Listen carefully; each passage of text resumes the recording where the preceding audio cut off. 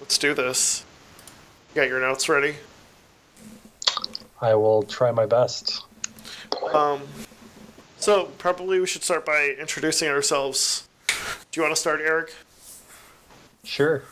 Thanks for giving me away my name. Spoiler alert. Right. I'm Erik Gillespie. I am half of the OK Productive podcast that you're listening to for the first time. I guess a little bit about me. I am a dad most of the time, anyway. That's day to day. I spend about 3 hours working while my daughter's in daycare or preschool, rather. And I do freelance type of work, educational and nonprofit based.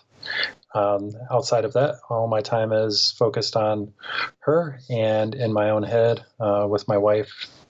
She's traveling a lot. She's in marketing, does a lot to help keep everything running smoothly. I really appreciate that and do my best to hold everything together at home. Yeah, how's that? That's good. I like that. It's a good story. So my name is Dion. I run my own software development company called Bright Digit, and I am a dad as well with 5 little children. And I am trying to keep things running smoothly, both at home and professionally. So, yeah, I think I covered that. Yeah. And I mean, you do have a business, but uh, you also do a lot of other things on the side, kind of like me. It's kind of easy to distill what we do down to 1 or 2 or 3 things besides just being dads, husbands. But, we have various business interests. We're part of a lot of meetup groups and pretty active in our local communities. So, that's probably getting to kind of what this podcast is about. We want to talk about what we do, our day to day life, and but also just talk about certain little hacks. Maybe can I use that term still? Hacks. I don't see why not. Okay. So talk about hacks and pet peeves and different gripes we have or different things we've figured out that have made us more productive. And then we may also talk about small talk as well, pop culture, things we've done. Yeah, I think we hold every right to go off script, so to speak, or just get segued into whatever kind of little side conversations that we want to. Yeah, I'm hoping to be really good at segues, like a 2001 hipster, maybe. Nice. Yeah. Thank you. Or if we can start talking about one kind of topic and then go through like 5 other things and then bring it full circle around back to that original topic that seemingly has nothing to do with the last topic you were discussing. It's a skill I'm hoping to pick up. So yeah. Well, okay. So actually that kind of raises the question in my mind. What sorts of things are you hoping to get and give out of this podcast? I'm hoping to learn more from our conversation about different ways of doing things. I think that's one thing that you can get out of any good conversation is just getting a different perspective on how to do stuff and how to execute things. I think that's part of it. How about you? I like sharing. So I love that, that conversation where have you tried this new restaurant and like what's your favorite types of foods, like where's a good place, like what's that really good Mexican restaurant in the area, like finding those small little like closets where you can go in and get these really great experiences, and not just with food but everything. So I like exploring topics. I like trying out new things, and I kind of like going outside of my comfort zone to do those said things. Do you think that awkwardness ever goes away? Because I feel like no matter how much I'm gonna practice or sound polished to other people, I don't think I'll ever like the sound of my own voice. You know what I mean? That's a good point. Yeah, I could see myself improving. I think there's definitely some key areas where I would like to see like better quality. I'm already the more I talk about removing the word I feel like I'm saying it that much more just now because I'm conscious of it. So being able to do little things like that, remove them, I think could help me out a lot in not just recording, but just chatting with people in general. So I want to get at one of the terms in the name of our podcast, productive. What does that even mean to be productive, and to you, anyways? When I stopped to think about that, because it was important to me to understand uh, what what it means to be productive. The thing I landed on was that in order to be productive really means to me that I want to be more effective at helping myself and others. There's a lot of people who want to learn how to be more productive, but I almost feel like that's not. Maybe it's not productivity that people are looking for, but sometimes it's managing their time better or managing their energy better. And maybe that's what it means to be productive. You understand what I mean? Yeah. Yeah. Have you thought about an answer to that?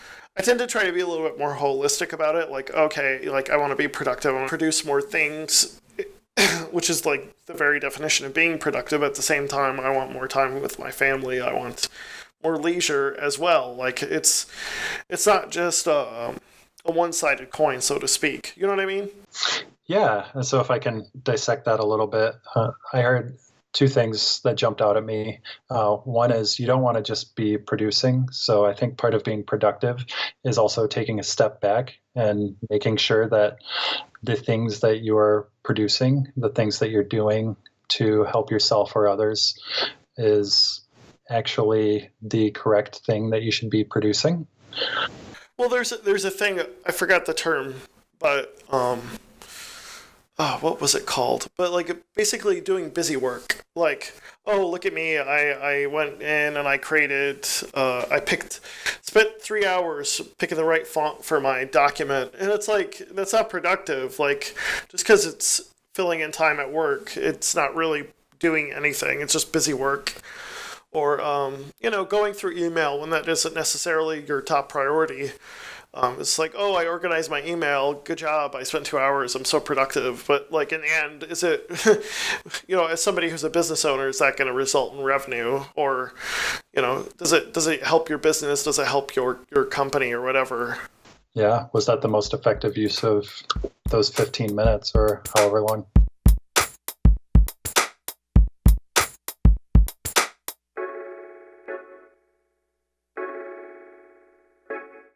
Do you want to jump right in and talk about your weekend? Yeah.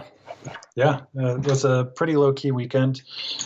That was not an intentional pun, saying that because we ended up going to see Thor Ragnarok, and Loki was very much in the movie. Nice. And by we, I mean my wife and I. We ended up getting to the theater about 5 minutes late, stayed in line for a little while. It was taking a while for people to actually pay. I thought maybe their credit card reader was broken or something like that. But we sit down. It's a little late, but the movie had not started, not even any trailers. There was just a single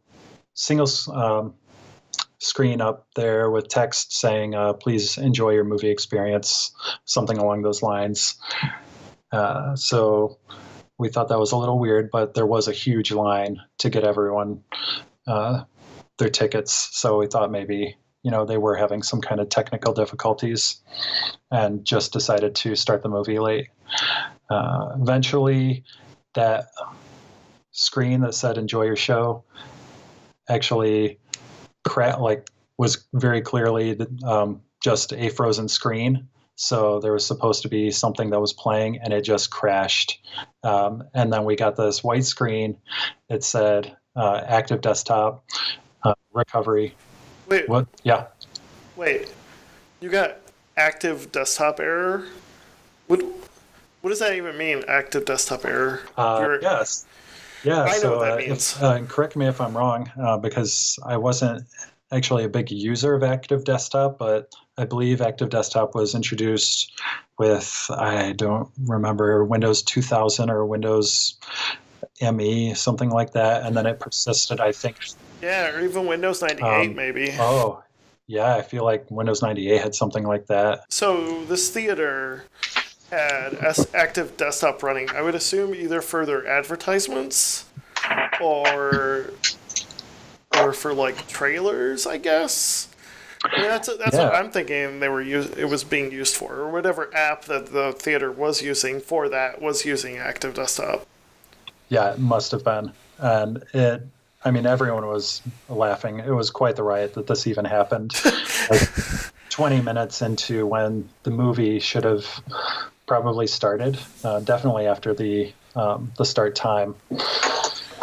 And there was just this white screen with a bunch of text saying active desktop recovery and a bunch of steps to fix it, like restarting your browser and restarting, which of course are, the usual fixes for computer problems in general, but Windows problems more specifically. Right after we met last week, I pretty much was sick right after that. Okay. So, Like throwing up sick? no, like chills and sore throat sick. Mm. And, like, I ended up canceling, I think we met Tuesday. And I think was it Wednesday? Was when it really got bad. So I ended up, I ended up canceling everything Thursday. But one thing I was gonna talk to you about, and I'm curious on your perspective on it, is when when is a sickness? How do you know when a sickness is bad enough that it's worth pushing through, as opposed to just resting so that it gets done sooner, which is essentially what my goal is. Uh, what's your thoughts on that? Hmm. Yeah, I try to pay attention to my body as much as I can in situations like that, or I guess in general. Otherwise, I'd just be kind of falling over all the time, wouldn't I? But especially when I'm sick, um, I'll try and pay attention to how I'm feeling, how my energy levels are, and I guess not really like just my body, but how my mind is operating as well. If I'm having a hard time focusing, um, then I'll kind of look at that as a situation where I'm obviously not working effectively right now. Maybe I just don't even need to just go and get in bed and rest, but I need to be doing something that is not requiring um, so much mind power.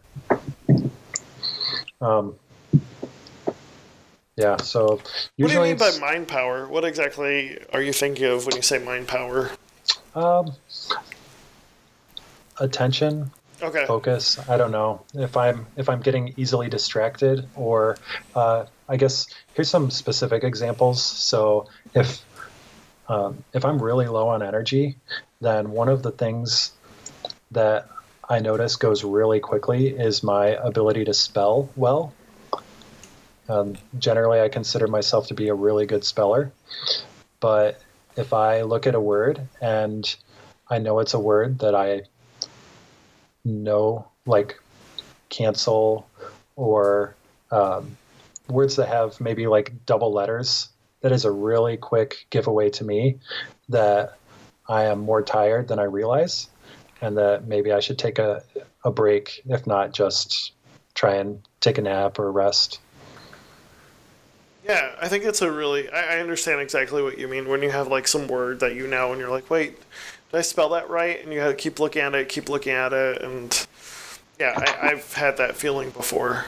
Um, yeah, like that day, it was simple matter of like, so I had a lot of meetings scheduled that day, and it was like, okay, I can go and push myself through, but I'm not going to pay attention, and I'm at worst, I could end up getting these folks sick, and Hmm. catch what I have, and it was just like, no, I'm not doing this. Like, I need to reschedule. I need to just do do what I need to do and take the day off. And that's essentially what I ended up doing.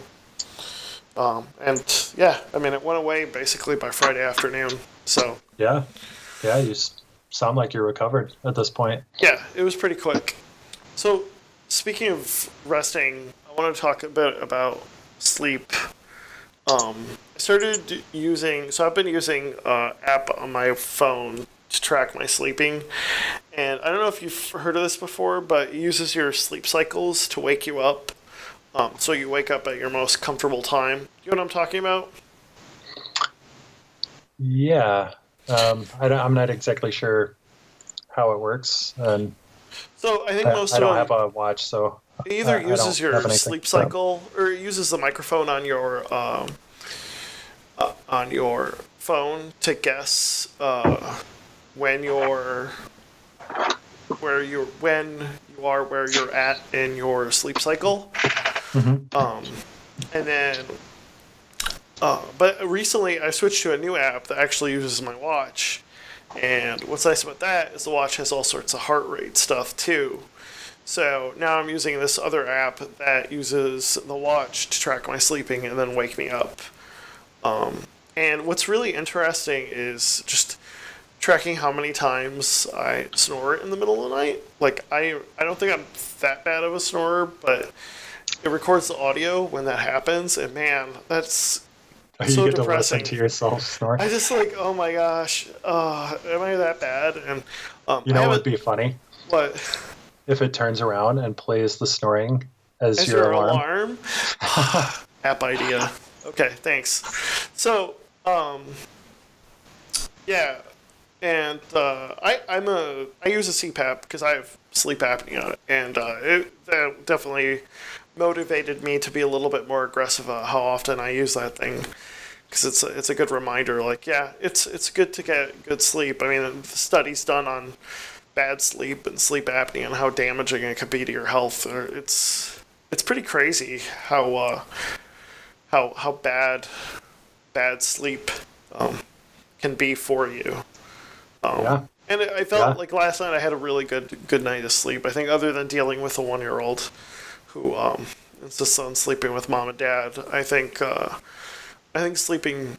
I think I'm getting better with sleeping. What are some things that you've done to improve your Oh, sleeping? I have tried a lot of different things. So I don't have sleep apnea, but I do have restless legs. Okay.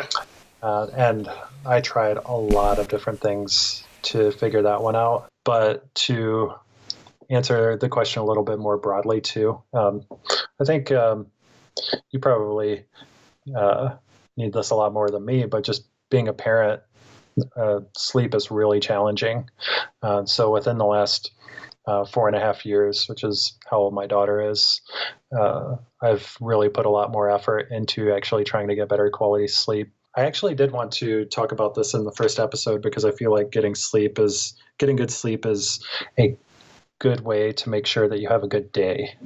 So let's say today I want to get a good night's rest tonight. So afternoon, I have my lunch, and then sometimes I will have some coffee or tea. After that, I try not to have any caffeine.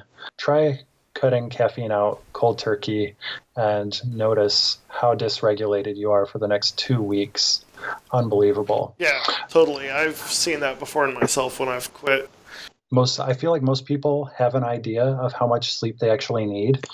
For me, it's as little as 7 hours. I can feel pretty rested and feel really good when I get out of bed. The other thing I do, like the day of, like before it's even getting close to bedtime, is I have my alarm set and I don't change it. So using one of those sleep apps, I can set a schedule when my alarm goes off, and I try and stick to that routine as closely as I can. I think the important thing to think about is when you wake up, you should feel awesome. Like, it took me so many years to realize that. Like, most of my life, I never even thought, like, I wake up and I am just dragging my feet until I get a shower, until, I get some coffee or a pop or whatever, until I get into the office and actually like get through my email or something like that. But when you stop and think about it, rest is supposed to be just that. Like, it's supposed to recharge us. It's supposed to make us feel great and be ready for the day. And if you're not, and I suspect that most people aren't, then there's probably a lot of room for improvement. Besides that, I also try to accomplish my most important tasks earlier in the day as well. So I don't have this impending stress of I've got this really big thing and I've put it off until 4 o'clock in the afternoon and I have to get it done. And oh my God, what am I going to do? Like, I just don't even have the time of that to deal with this anymore, where I have to either like do this super stressful, big, important thing, or I have to punt it until the next day. And the reason is because before bed, I am trying to emulate what I call a calm down time. This is something that I've worked with my daughter, which having this calming period where we dim the lights to emulate our natural circadian rhythm, even though we're in Michigan and it's dark by 5 o'clock, cooling our house down for similar reasons, cutting back on really filling foods, anything that's too sugary or caffeinated or spicy. Another thing that really helped with getting my daughter to bed, which made me put more energy into doing it for myself, was disengaging the problem-solving part of her brain. That's taken a little bit of work, especially since she's at that age where she likes to ask the question why Oh, all the yes. time. Yeah, I know that. I have a 4-year-old too. Yes. So part of her routine is that I'll read a book or two to her in bed. And she had this habit of asking why. And if I would answer those questions, I was picking up on, like, she was sitting there just thinking about all of these problems, like trying to figure out the world. Yes. And once I identified that and let her know that we can talk about these stories, or if you want to read it again in the morning or some other time in the afternoon, we can do that. And then you can ask all the questions you want. But let's hold off on the questions when you're trying to go to sleep. Worked so amazingly well. Getting her to listen but not try to figure things out helped a lot. And applied to my own life, what that meant was getting away from news, avoiding like social media, mostly like topics that get me fired up. All the typical things that you should just avoid in family conversations anyway, or so people say, like politics and religion and things like that. Maybe even like, Ford over Chevy types of things. If you get really fired up over something like that, try and avoid those kinds of things right before bed, because it's just going to make you toss and turn. You're going to be thinking about it. The other thing that I try and do is not hit snooze. I'm not super successful at this, but I'm trying to get out of bed, get on my feet, get moving around, start my morning routine. I try and eat right away, maybe after using the bathroom, and drink some water, just to get my whole body doing stuff so that I'm not inclined to just fall back asleep. And then, once I get to that point, which it only takes a couple minutes, I'm good to go. And a lot of mornings I can just hop right out of bed and do that stuff. And I feel like I am ready for the day. And it's pretty obvious at this point. Like, I just dumped a huge list of different things that are incorporated into this. Probably like, I'm not super strict about it, but it might sound like it. Very itemized routine. When I wake up and I'm not feeling 100%, I know, and I've got this list in my head well enough so that I can usually identify like what did I do differently that could have affected my sleep like this? So Tell my brain, stop. Just whatever you're thinking about, stop. It's not your problem right now. Your job's to sleep, and just like I don't know how to describe it, but just having like no thoughts in my head, and I can fall asleep pretty quickly once I've figured out how to do that. But it's just difficult to do it. do you meditate? I might like practice breathing or praying. Definitely doing praying, breathing exercises. Just trying to keep my mind at peace. Helps me get to sleep. So, yeah, if you want to define that as meditating, yeah, I guess you could say something like Yeah, that. I would. I think meditation is accomplishing that same sort of thing. It's Yeah, it's just keeping identifying your when you're mind clear. Like that's part of it. yeah, and I don't routinely meditate, but I have definitely tried, and usually I have the time before bed. So when I have tried, I've used apps like Headspace, and when I do that, it totally zonks me out.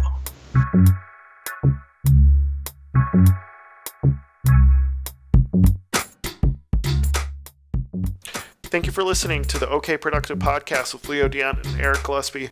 Music provided by Elisha Fitchcook. You can follow us on Twitter at OK Productive, as well as our Facebook page. Be sure to subscribe to OK Productive wherever you listen to podcasts, and we'll catch you soon.